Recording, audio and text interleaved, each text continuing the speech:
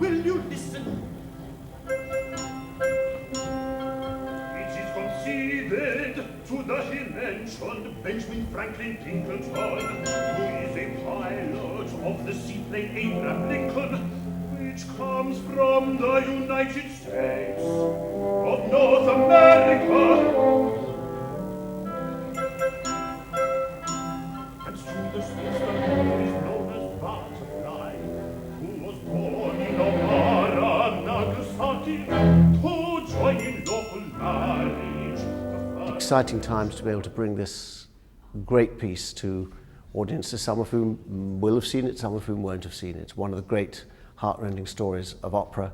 Some consider it to be Puccini's finest. I think I wouldn't want to argue against that. There are some other contenders, but this is a wonderfully imaginative piece with the composer really, I think, at the absolute height of his powers. His music developed through the previous operas, and the psychology and the sense of drama that he brings to this is perhaps he never equaled.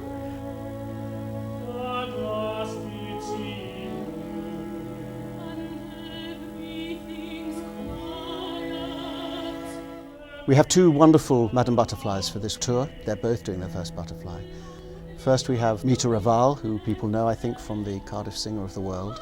It's one of the great operatic roles. It's a huge sing for them. It's a great journey psychologically and emotionally and dramatically for them to take as artists, as performers, and as becoming Cho-Cho-San in that osmosis you have to have into the character you're playing. And Mita has got great power, great passion, great strength to the role.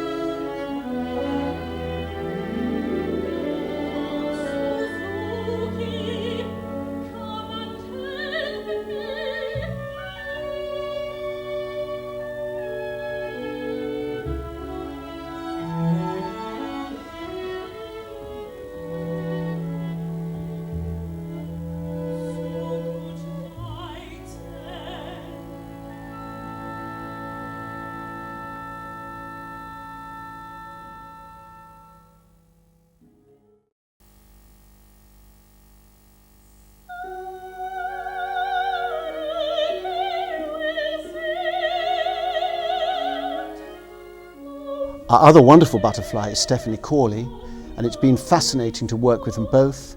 They've both become great friends. They're both very, very fine artists, and Stephanie has brought things that are different, and they've learnt from each other, and their way they've worked together has meant that although they are each themselves when they do the role, they have infused their interpretations with the work they've done together, and it's been a fascinating development. It's been a pleasure to work with them both, and whichever venue you're at, you're in for a treat with these two very fine young artists who you're going to hear a lot more about in the future.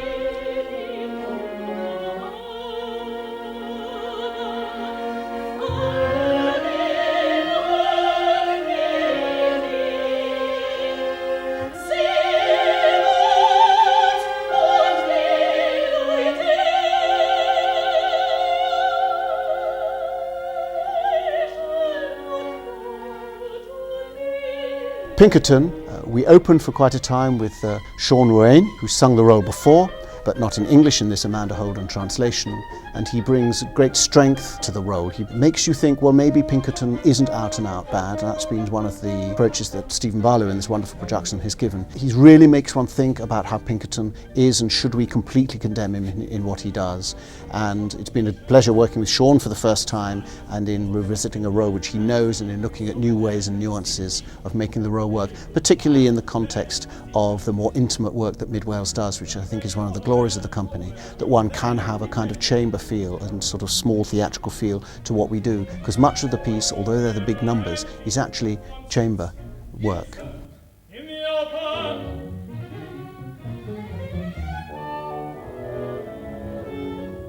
This one goes that way.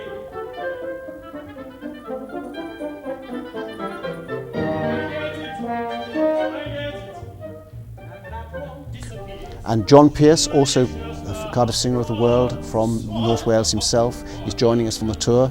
He's a wonderful singer, and we are very pleased to be able to give him a chance to learn the role for the first time with the company.